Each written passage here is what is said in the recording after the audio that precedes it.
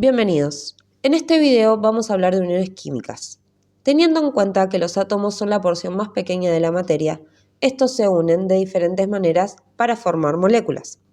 A lo largo de esta presentación abordaremos tres grandes ejes: las uniones químicas fundamentales, las propiedades de la molécula y los enlaces intermoleculares.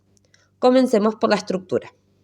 Gilbert Newton Lewis desarrolló una manera práctica para representar las uniones químicas. Consiste en escribir el símbolo del elemento rodeado por electrones químicamente importantes, o sea, los externos, llamados electrones de valencia. Los átomos se unen buscando estabilidad energética, emulando la configuración electrónica de los gases nobles con 8 electrones de valencia en su última órbita. Esta búsqueda es la base de uniones químicas esenciales para la existencia de la materia. Los átomos de los elementos tienden a unirse entre sí compartiendo o cediendo electrones, de manera que su nivel más externo se complete con 8 electrones.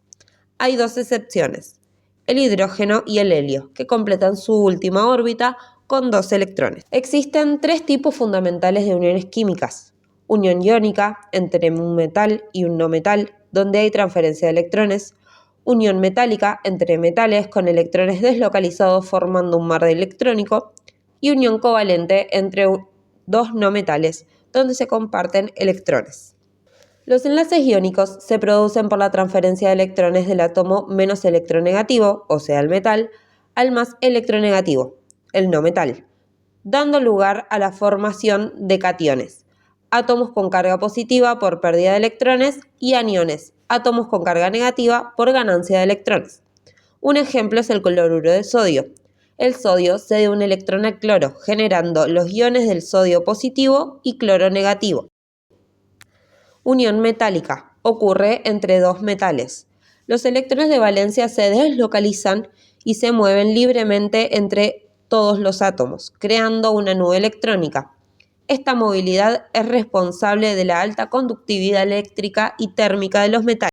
Los átomos metálicos, al perder fácilmente sus pocos electrones externos, se convierten en cationes que forman una red. Por último, los enlaces covalentes se forman entre dos no metales, sean iguales o diferentes, a través de la compartición de pares de electrones. La distribución de estos electrones determina si el enlace es polar o no polar.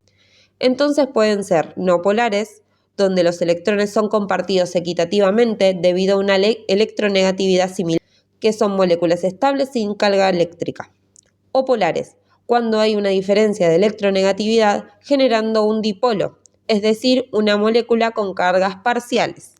Ahora pasemos a las fuerzas intermoleculares, que aunque son más débiles que los enlaces químicos, cumplen un papel vital en la estructura y función de las biomoléculas. Se destacan tres tipos: puentes de hidrógeno, interacción entre un hidrógeno parcial positivo y un átomo electronegativo cercano, como el oxígeno, el nitrógeno o el flúor; fuerzas dipolo-dipolo e ion-dipolo, como la interacción entre el agua y la sal. Los iones de sodio se atraen con la parte negativa del agua y los de cloro con la parte positiva. Y las fuerzas de Van der Waals, que incluyen fuerza de London y dipolos inducidos. Se dan entre moléculas no polares y son muy débiles, pero importantes en ciertos contextos como la condensación de... La interacción de las moléculas con el agua es otro aspecto clave. Podemos clasificar a las sustancias en dos grupos: hidrofóbicas, que son no polares y se disuelven bien en agua, tienden a agruparse para minimizar el contacto con el agua, como por ejemplo las grasas, los aceites y los lípidos; e hidrofílicas, que son polares o iónicas, y sí se disuelven fácilmente en agua, formando puentes de hidrógeno, por ejemplo sales, azúcares y alcoholes. Finalmente, la membrana plasmática es un ejemplo perfecto de estas interacciones. Es una bicapa lipídica que rodea la célula. Es un claro ejemplo de la relevancia de las interacciones hidrofóbicas e hidrofílicas. Está compuesta por fosfolípidos, moléculas anfipáticas, con una cabeza hidrofílica, es decir, que ama el agua, y una cola hidrofóbica, que la rechaza.